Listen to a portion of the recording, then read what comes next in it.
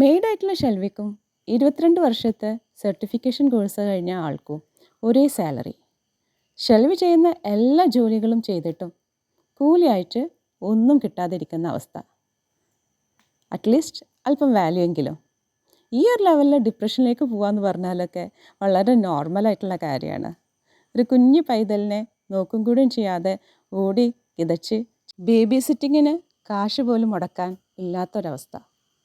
എന്നിരുന്നാലും പണ്ട് 100 റിയാലിന് tuition fee മുടക്കിയിട്ട് ഉപ്പ പഠിപ്പിച്ച കുറച്ച് വാല്യൂസ് ഉണ്ട്. അതുകൊണ്ട് തന്നെയാണ് മുന്നോട്ട് പോകാനുള്ള പ്രചോദനം ഉണ്ടാകുന്നത്.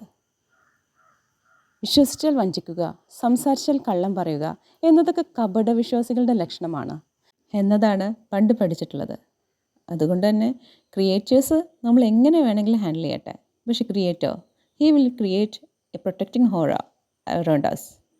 So no matter how others treat us, treat ourselves in the best way.